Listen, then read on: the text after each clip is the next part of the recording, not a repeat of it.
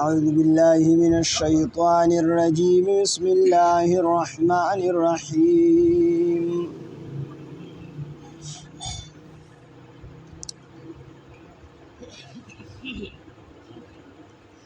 يا أيها الذين آمنوا لا تتبعوا خطوات الشيطان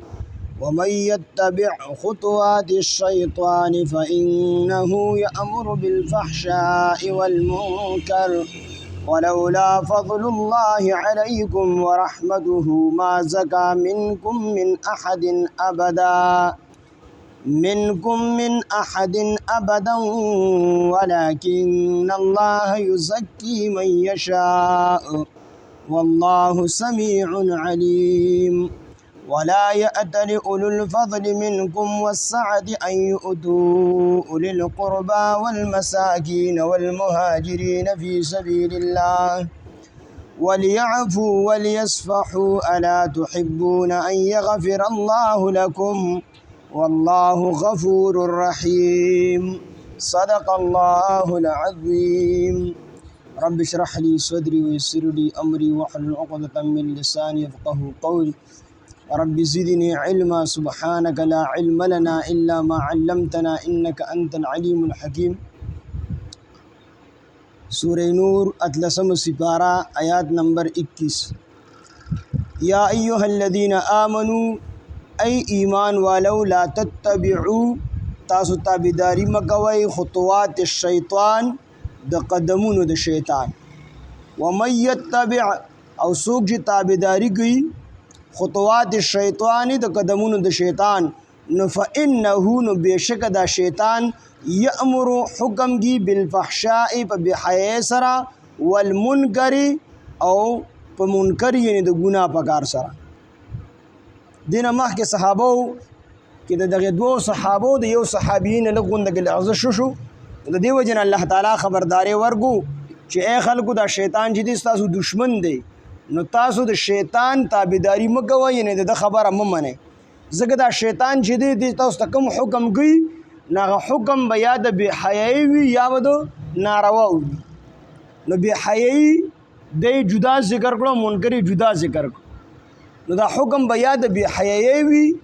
یا به د منکر یې د ګناه وي نو دا بی حییم دا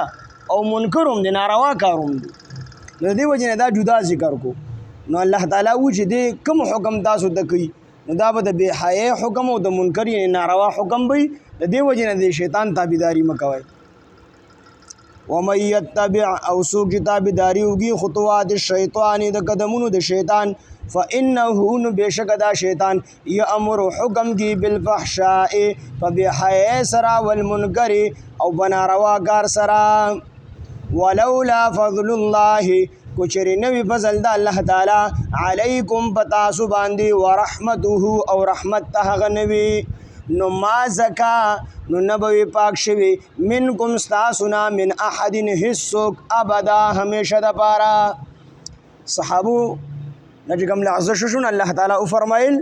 کدا اللہ تعالی فضل پتاسو باندی نوی نو ستاسو دا گناہ با اللہ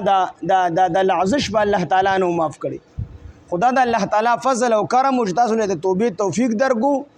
او بیا د توبې د توفیق نورستو الله رب العزت ستاسو ګناه ختم کو هغه درته معاف کو ودا محض الله تعالی فضل کنا رئیس المنافقین عبد الله ابن ابي ابن سلول اغن توبه استدا او نه الله تعالی توبه قبول کړي دا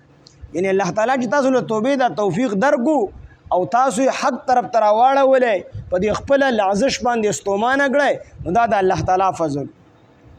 مونږ او تاسو چې مسلمانان یو نو دا د الله تعالی فضل دی او دا د الله تعالی رحم دی او رحمت دی مونږ تاسو باندې چې مونږ الله تعالی د مسلمانۍ توفیق راکړی دی د مور په غیږ کې او د مسلمانانو په معاشره کې او هیڅ قسمه تکلیف په نه دی مونږ له الله تعالی را د اسلام را نصیب کړل یقینا چې دا د الله تعالی ډیر لوی فضل او ډیر لوی رحم او ډیر لوی رحمت ورنه زمون خپل خلق شته دي اعلى نسبونو والا لوی لوی خاندانونو والا په مال او دولت هم زمون نه خو په رنگ او قد او قامت هم زمون نه خو په خيارتي او عقل باندې هم زمون نه خو خو الله تعالی موږ ته ایمان نصیب کړل نو دا د الله تعالی فضل دی. په دې باندې لاک لاک او کرور کرور پیړۍ د الله تعالی شکر ادا کول پکار دي. ولولا فضل الله کچری نوی فضل د الله تعالی علیکم پتا سو باندې ورحمته او رحمت ته هغه نوی نو ما زکا نو نبو پاک شوی منکم لتاسنا من احد اسوک ابدا همیشه د پاره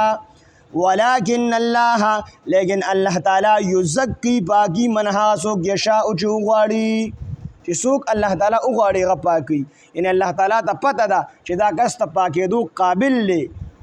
دا کس ته پاکېدو قابل دی، نو هغه کس الله تعالی په توبې سره پاک هغه کس الله تعالی د توبې توفیق ورکړي. عبد الله ابن ابي ابن سلول هغه د پاکېدو قابل نو، د دې وجه نه الله تعالی هغه ته توفیق ورنکړو.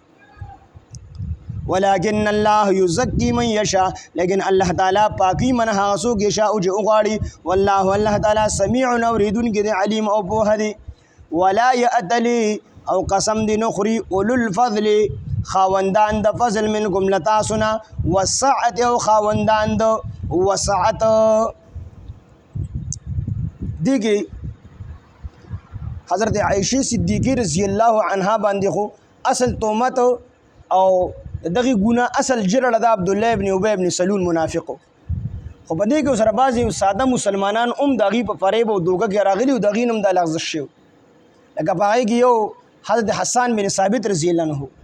یو بګي حضرت مستح رضی الله عنه، زنانو کې یو حضرت حمنا رضی الله عنها. نو دې ته الله تعالی چې کله دا آیاتونه نازل شو نو دې ته چې کوم دی حد قذف ولګېدو، درې وړو ته حد قذف ولګېدو، بلکې دا عبد الله ابن ابي ابن سلول د دوه پیری حد قذف لګېدلی. دې ته حد قذف یعنی اتیا کوړې وته ولګېدلی. خو چې په کوم وخت کې دا مستح رضی الله عنه چې دا د ابوبکر صدیق رضی الله عنه رشتہ دار او دی غریب مو دله ابوبکر صدیق رضی الله عنه الله تعالی ډېر لوی فراخي ورکړي و د مال. نو ابوبکر صدیق رضی الله عنه د سره مالی امداد ډېر زیات کو، ځکه رشتہ دار او غریب مو او مثلا دا چې ستاره رشتہ دارانو کې څوک غریب نو هغه ورکول پکار دي، ځکه چې رشتہ داری وپالل شو او چې کوم دی د غریب سره د مرسته وکړله. نو ابوبکر صدیق رضی الله عنه سره ډیر زیات امداد کو. خو چې دا کله نه ورته دا پته ولګېدله چې زما د لور د حضرت عائشه صدیقه رضی الله عنها په دې واقعیا کې دوم عیسی غستې ده، نو قسم یې وخوړو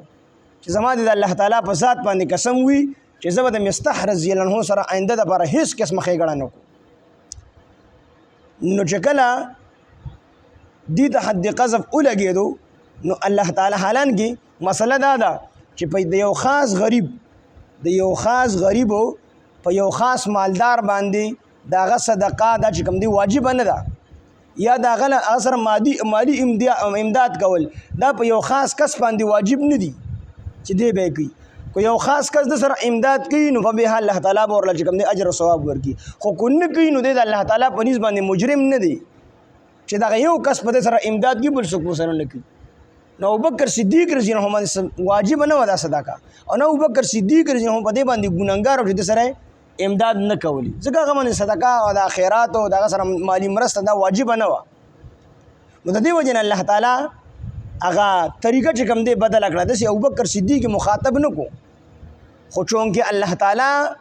د صحابه کرام رضوان الله علیهم اجمعین د جماعت دا الله تعالی د ټول امت لپاره یو مثال ګرځو، یو سمبل ګرځو، یو ماډل ګرځو د ټول امت لپاره. نو د دې وجنه دغه معمولی غوند خبروم الله تعالی ته خوښ نه شوله، بلکې الله تعالی حکم وکړو. حکم ابوبکر صدیق رضی الله عنه ته ځکه چې په د باندې د مالی امداد واجب نو عامه خبره وکړله په تاسو کې چې کوم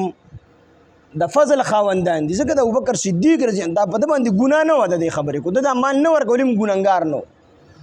خو د ابوبکر صدیق رضی الله عنه مرتبه ډیر زیاته اوچته، ځکه په دا د انبیاء نو وروسته د ابوبکر صدیق رضی الله عنه مقام دی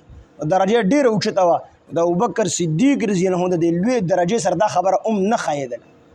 د دې وجه نه الله تعالی او فرمایل چې په تاسو کې چې کوم د فضل خاوندان دي، مرتبه والدي او وسعت او مال والدي،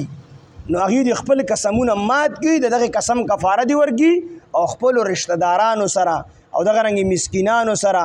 او کم چې مهاجرین دي د الله تعالی په لار کې هجرت کوونکي دي هغې سره د مدد کوي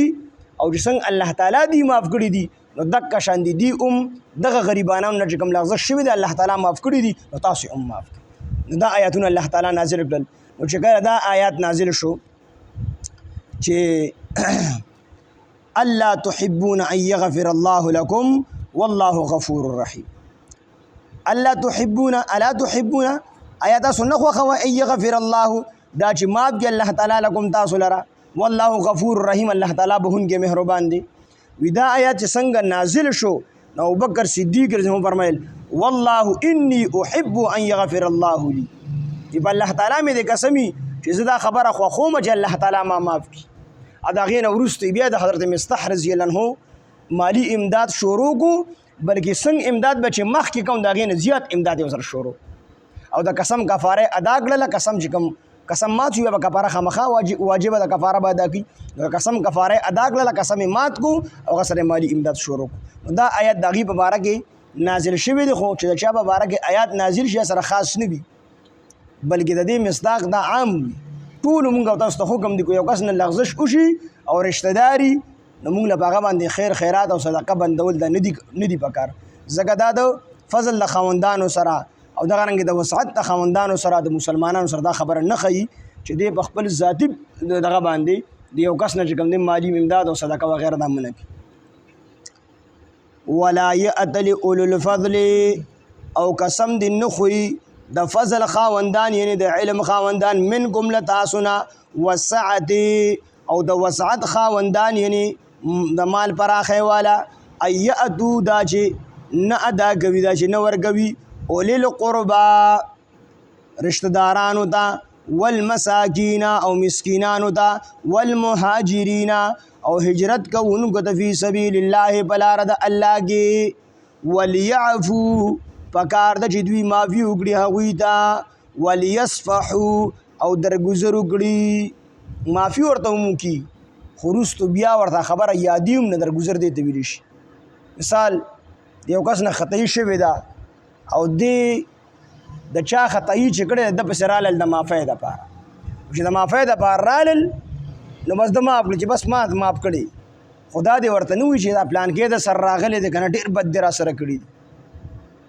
یعنی مخ ته ول هغه ته زوره نه ورکول هغه ملامته کول نو وليعفو تاسو معافي وکړئ هغې د دې د جرم معاف کړئ وليصفحوا هغې ملامته کوئ مو چې معافي دې ورته وکړه بدل خو دې نه هلې خو هره ورځ ورته په تبي باندې چې دا کار دې را سره کړی دی نو دا چې کوم دی ټیک نه دی د مسلمان دپاره بس چې تا ورته معافي وکړه بس خبره ختمه ده. اوس وروستو بار هغه ملامته کول نه چې دا کار کړل ما سره دا بد دي کړي بعضې خلک دي سي سړي نه خطایي وشي دی به معافي هم وغواړي خو چې معمولي خبره کې دی کږېږي نو هغه ورته په تبي باندې سار او ماښام وچي چې دا غلطي دې را سره کړې ده دا نقصان دې راله کړی دی او ما راته صبر کړی دی دا ټولې خبرې ورته یادي نو دا دواړه خبرې باندې کې هم به معاف کوي او دویم دا چې وليصفحوا درګذر به ورته هم کوي یعنې وروستو به دې بیا ملامته کي هم نه وليعفو پکار د چې معافي وکړي دوی ته وليصفحوا او درګذر وکړي الا تحبون آیا تاسو نه خوښوئ ان یغفر الله دا چې بخښنه وکړي الله تعالی لکم تاسو له والله الله تعالی غفور رحیم بهونکی او مهربان دی. یا ایها الذین آمنوا ای ایمان والو لا تتبعوا خطوات الشیطان تاسو تابعداري مکوئ د قدمونو د شیطان ومن یتبع او څوک چې تابعداري وکړي خطوات الشیطان د قدمونو د شیطان فانه نو بېشکه دا شیطان یامر حکم کوي بالفحشاء بحیا سره والمنکر او په بد کارونو سره ولولا فضل الله کو چې فضل نه وي د الله تعالی علیکم په تاسو باندې ورحمته او رحمت هغه نه وي نو ما زکا نه به پاک شوي منکم له تاسو من احد اسوک ابدا ہمیشہ دبارا ولكن الله لیکن اللہ تعالی یزکی پاکی من هغه څوک یشاء جو غواړي والله الله تعالی سمیع علیم اوریدون کې دی او په هدي ولا یأتل اولو الفضل او قسم دین نخری د فضل خاوندان د علم خاوندان منکم لتاسنا والسعت او د وسعت خاوندان ایاتو دا جن ورکوي اولل قربا رشتہ دارانو دا والمساکین او مسکینانو دا والمهاجرین فی سبیل الله او هجرت کوونکو د بلاره د الله کې وليعفو بکار د جدوی معافی وکړي وليصفحوا درگذر وکړي الا تحبون آیا تاسو نه خوښوئ ان یغفر الله دا چې بخنه وکړي الله تعالی لکم تاسو ته والله الله تعالی غفور رحیم بهونکي مهربان دی. سبحان الله بحمده سبحانك اللهم بحمدك نشهد ان لا اله الا انت نستغفرك ونتوب اليك. سبحان ربك رب العزة عما يصفون وسلام على المرسلين والحمد لله.